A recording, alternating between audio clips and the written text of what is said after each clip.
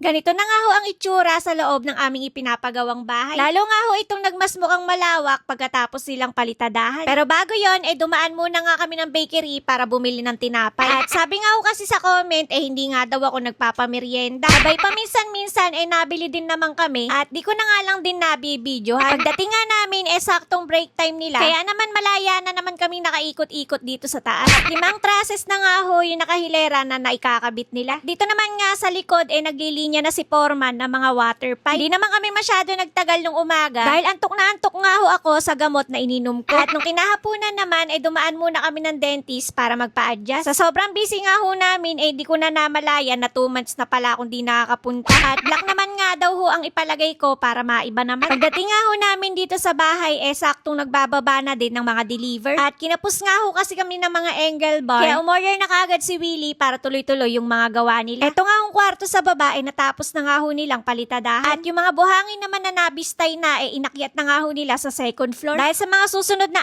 araw, dito na nga ho sila magpapalitada. Lahat nga rin ho ng mga hamba ng pintuan dito sa second floor, naikabit na nga din nila. At pati nga yung mga kwarto, nalinyahan na rin ng para sa mga kuryente. At pati nga ho yung sa mga aircon, nakaabang na nga din. Dito naman ho sa baba, lalo nga nagmasmukhang malawak. At mas naging maaliwalas tignan pagkatapos nga nilang palitadahan. Wala pa man din nga tiles at pintura, napakaganda na nga. Dito naman sa likod, nalinyahan na nga ni Foreman yung mga tubo na para sa tubig. At lahat nga ho iyan, may kanya-kanyang switch. Para nga daw pag nagka-problema yung isa, hindi nga daw nawawalan ng tubig yung buong bahay. Abay, pinapakitaan tuloy tayo ni Foreman. Dito naman ho sa trusses ng bubong, nadagdagan pa nga ho ng isa. Para nga daw ho mas matibay yung kapit ng sea fireling sa kabilang side. Abay, pwede nyo rin na maidagdag si Willie dyan. Ito namang wood plank, hindi nga namin ma-order-order. Dahil napakalaki rin pala ng aabutin. Mapapadasal ka na lang talaga, B. At habang pababa nga kami, pinag-uusapan namin kung saan namin ilalagay yung santo. At di nga daw ho pwedeng wala nun, para nga daw bumait ako. Abay, wala pa man din akong ginagawa, parang kinakabahan na nga siya. At ang lawak nga ho ng hagdan namin, kaya pag bumababa ako, para din pala akong prinsesa. At sa tingin ko nga, paglipat namin, ako na ang papalit kay Cinderella. Kidding aside, tapos na nga ho silang magkabit ng mga trusses sa likod. Kaya dito naman ho sila sa harap magkakabit ng mga trusses. At makikita nyo na nga din kung ano ba talaga magiging forma ng bubong niya. Sa unang plano, flat nga lang ho talaga yan. Ang problema nade-decline nga kami dahil parang nga siyang 3rd floor. Kaya maraming beses nga hong ni-revise yan. At iyan nga ho yung na-approve dito. At mukhang pumabor din naman dahil balak nga rin namin magpa-solar. Mas okay nga daw ho kasi pag medyo naka-slant yun. At para hindi nga daw masyado natatabunan ng alikabok. At baka ho merong gustong mag-coat sa amin dyan sa pagpapasolar. Dahil mas priority nga namin yun kaysa sa mga gamit sa bahay. At wala nga ho kami pambayad ng malaki sa Meralco buwan-buwan. Kaya naman, wag mo akong kakalimutang i-follow. Bukas na lang ulit!